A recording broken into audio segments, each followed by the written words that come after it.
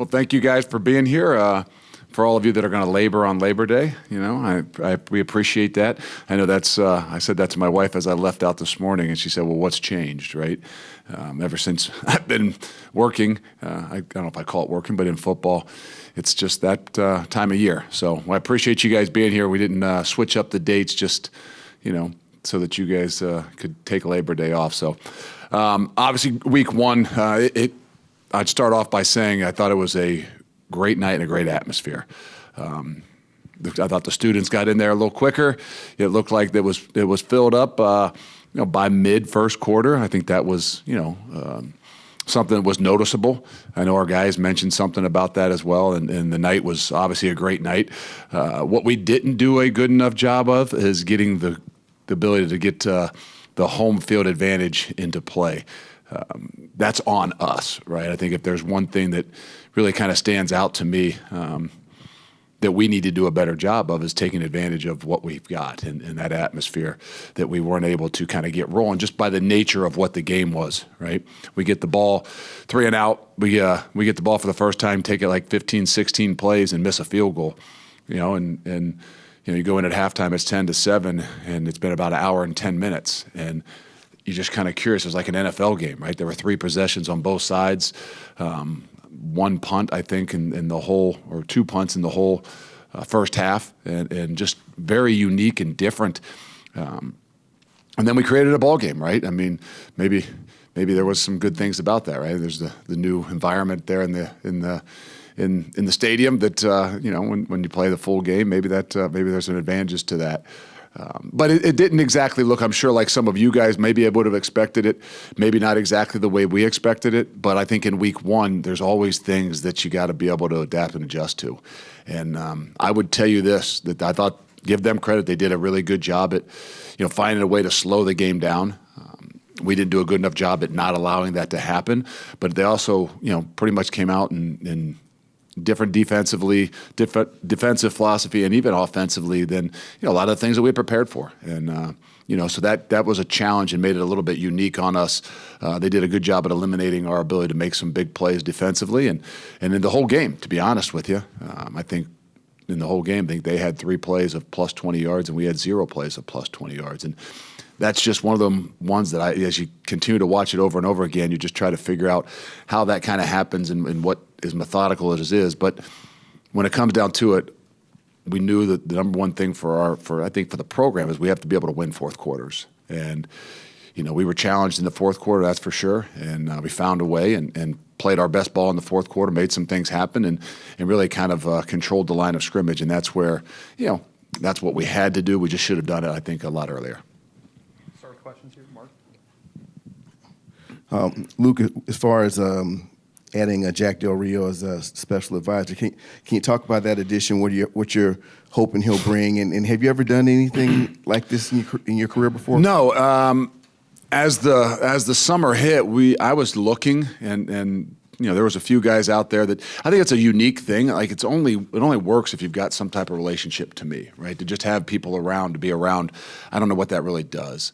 And had some ideas going into the summer, based on good friends of mine that maybe were out, or even other guys that could kind of come in and say, okay, it'd be nice to have somebody in a little bit of a different role.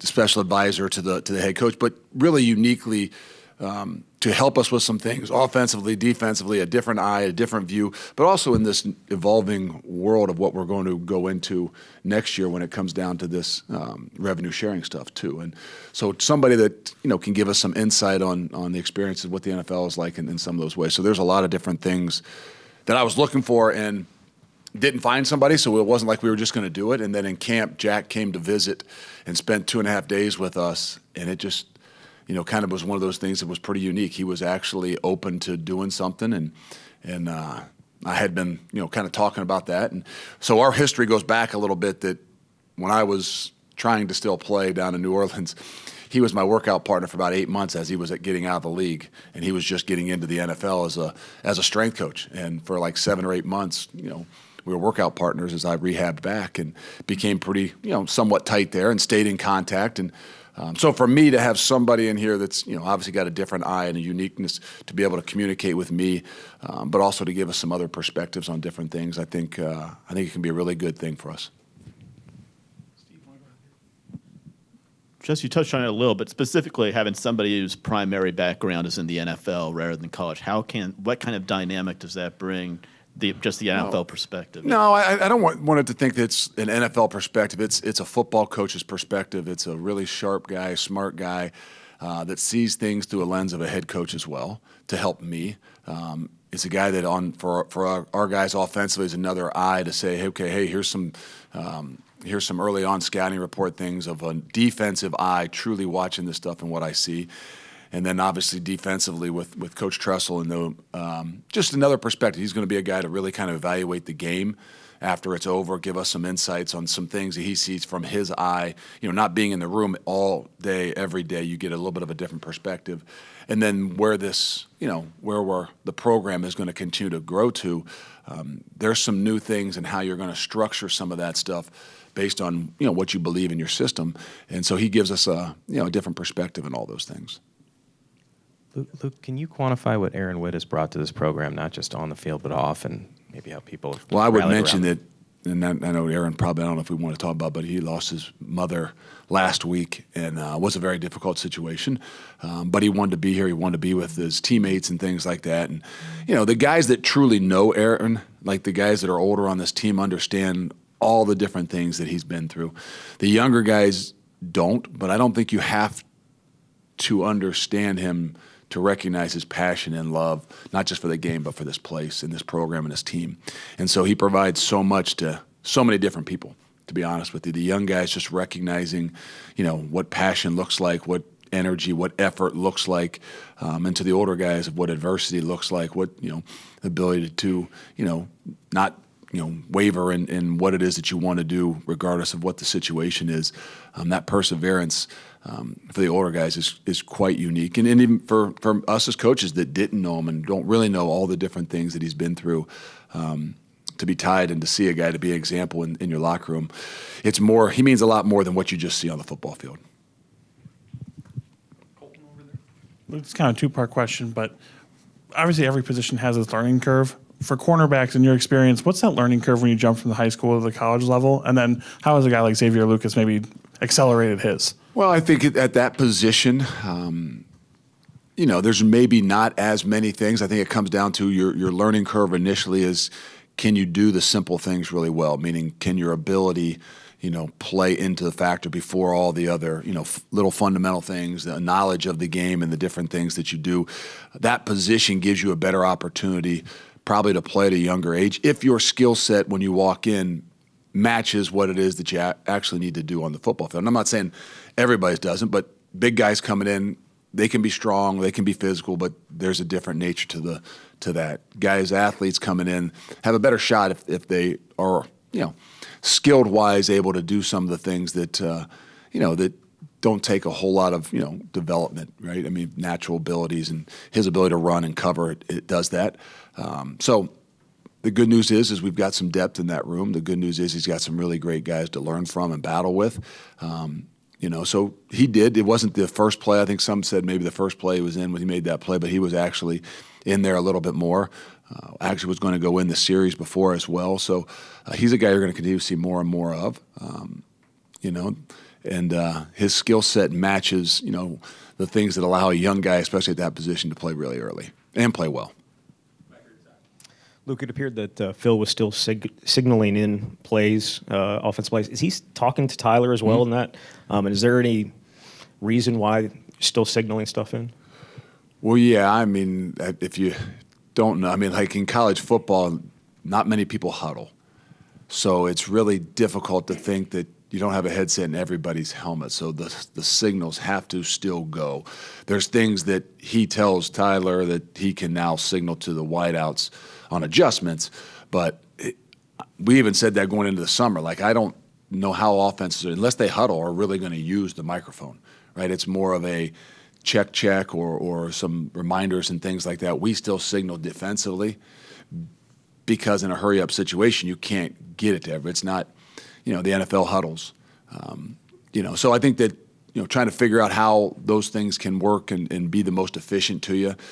But it doesn't help you in those hurry up. I asked every NFL coach that I knew, hey, how do you use it? And they said, well, we don't want to rely upon it because in any tempo situation or any 2-minute situation, we can't use it.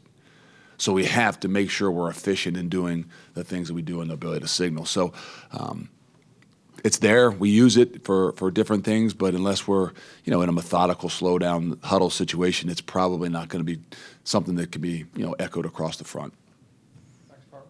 Yeah, just getting a chance to look over week one. What's the biggest takeaway from Tyler's performance, good and bad? I think it starts with taking care of the ball. I think he made some really good decisions. The red zone is the one spot where I think he started to maybe force some things, and we were fortunate to the balls hit the other guys' hands, and in those situations, that's what we can't do. So if I was being most critical, it would be the red zone situations when we're in those positions where we know we've got points. Not that we want field goals, we want to take our shots and have the opportunity, to score touchdowns, but that's where we've got to be better efficiently, run the football, but also on Tyler as well. And then his ability to really kind of work the whole field. I think he took what was given to him. He wasn't overly aggressive in week one where you think you've got to be the guy to make all the plays and pull the ball and throw the ball down the field. Let's take what they give you. Let's make sure we stick to the game plan. And he really did those things. Now, we're going to continue to grow and, put him in some more situations where, hey, there's going to be more shots. There's going to be more opportunities for you. His ability to pull the football and run was good. It can be better. I kind of harassed him a little bit, in one of the clips in the team meeting where he pulled and maybe got 8, 9, 10 yards when, he can get a lot more. And he laughed about it too. But all in all, I was impressed with how he handled everything. A new guy coming in, wanting to kind of showcase everything and do things like that. He really kind of stuck to the plan and did what we wanted him and needed him to do. Coach, kind of a two-part question. As much as you love the evening game at the camp and the atmosphere, is it good to be back to a 2:30 kick where it's a little more? And then what do you expect on Saturday from South Dakota? Yeah, no, it is. I mean, night games are awesome. They're difficult because they're a long time waiting around. A Friday night game in week one, I would take it every time. I hate missing high school football and our abilities to interrupt some of those things for our locals in the state. But it is what it is. Being back at 2:30, you get back into this rhythm, into this groove, getting into that kind of, it feels like the season of what you need. And then for this game, I think it's in a lot of ways going to be very similar. It's going to be a hard-fought battle. This team's going to have a plan to come in here and do a darn good job at slowing the game down. I don't think there's any, mystery about that. They'll be physical. They'll run the football. They'll take shots. But they're probably going to, be in a similar type of game plan of what Western Michigan was. And our job is to not allow that to happen. And sometimes it gets to the point where you just, you got to find ways and adapt, adjust. But I see it in a lot of similar ways, The unique thing about it, a lot of these kids grew up probably fans, and so our guys will and better make sure they understand these guys walking in here, they're not going to be bat an eye at anything. They're coming in here to play physical. They're coming in here to win, and we recognize that. Hey, look, we've talked a pretty good amount about some of the veterans, in the running back room. How did Cade take advantage of some of his reps Friday, and just what do you feel like he adds to a deep room like that? You kind of wish there were more opportunities, and I'm not saying there weren't, but when he did have his opportunities, he ran the ball really well. He is definitely a different player than he was last year. He starts on 3 special teams. He's a guy that everybody in the program trusts and believes in, and his opportunities are going to be more and more. Tywee got a little dinged in the first series, and you thought you weren't going to have him, and that was going to be a lot of Cade walking in and coming in there and being the other guy, and then obviously Tywee came back and was able to go, but Cade is going to continue to do what he's done, and he's going to be there, and there's going to be a lot of opportunities for him. I don't know where and when. But like we've said to a lot of these guys, the way the game was, it didn't give us maybe some more of those opportunities for him to get in there. But yeah, I thought he did a really good job. I think he had 3 or 4 carries, and he definitely runs different even than he did last year. And he's actually very versatile in a lot of different things that we'll continue to do with him. Nizier was one of your defensive players of the week. I'm just curious, can you share with us kind of what stood out to you about him?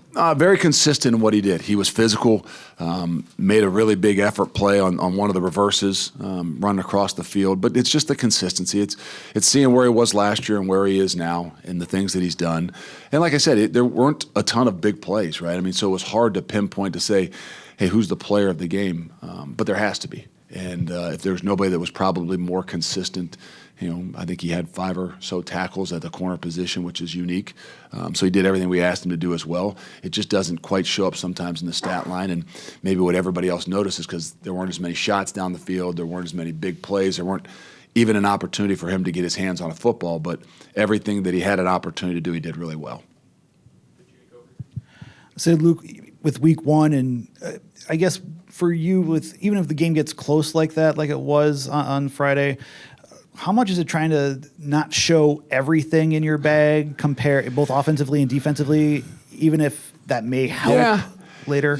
You do. Obviously, every game you go into, you got a plan. And there's some things that, you don't want to do everything in week 1, but you also don't know exactly what it is that you're going to get. And I think the thing that probably changed as we got into the game as much as anything is, whether we had some other things that we didn't end up doing, we got a lot of things that we didn't expect. And credit to them. Defensively, they changed up a lot from what we had expected they would be. And offensively, they, really did a lot of different things that we didn't probably expect to see as well. And which limits you to, okay, now if there's not a whole lot of things you practice, you got to do what it is that you do. And it becomes a little bit more vanilla and methodical. And that's why I said that unfortunately, we played into the hands of the way they were playing. And we weren't able to take advantage of some of the other things that we need to do a better job of, and I put that on myself. But when it comes down to it, I mean, the game's about winning, and it was a battle. Everybody knows, but I could tell even from your guys' face when we walked in here afterwards, you were like me. You expect something, and when you don't see what you expect to see, sometimes it can get a little bit. There's some things in your gut, but as you go back and you really watch it and you recognize why and how. Then you start to feel a little bit better. But okay, now this is just some of the things that have to happen as we continue to grow. And there's a lot of things that we are going to be very glad that we've been through as we continue to move forward.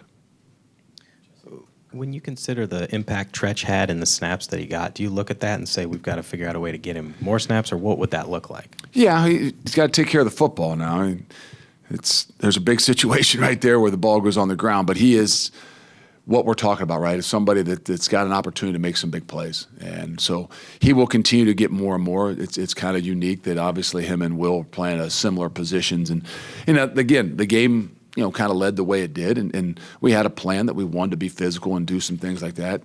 So there weren't going to be maybe as many opportunities. But he's a guy, you guys know, that you saw him in the bowl game for the one game he really played. You see him in week 1 that, when there's an opportunity, when the ball's in his hand, he can be electrifying. We got to continue to build that trust and putting him in those situations to allow him to be himself. And the more he takes care of the football, the more he does the little things, which he will, the more opportunities are going to still come his way.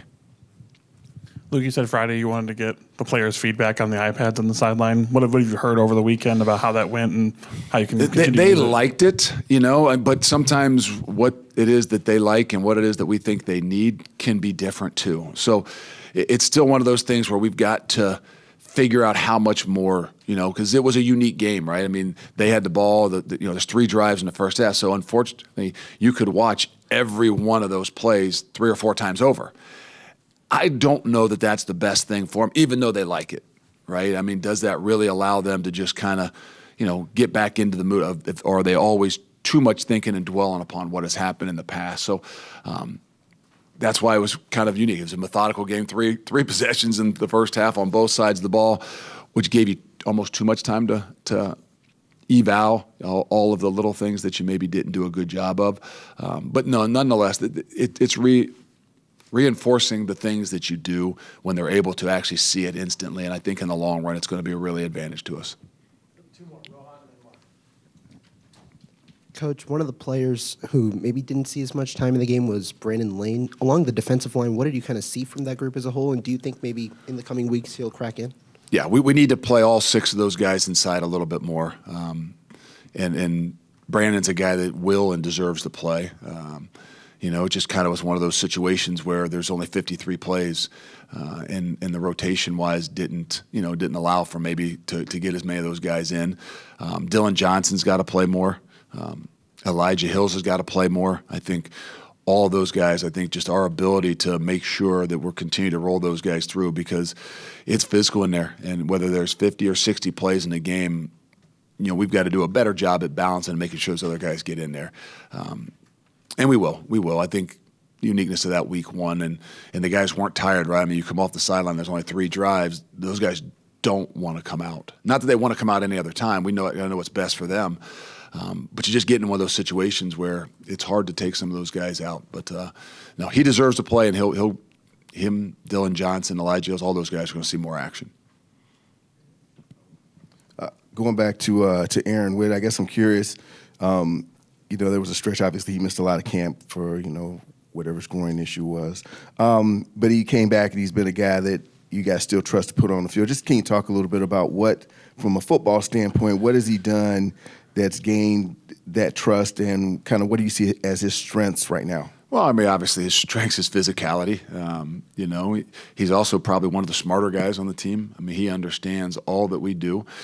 So when you get into a game, especially like that one, where there's a lot of things that maybe you hadn't quite prepared for with some of the different looks and some of the tight end formations, he gives you the opportunity to go in there and make adjustments.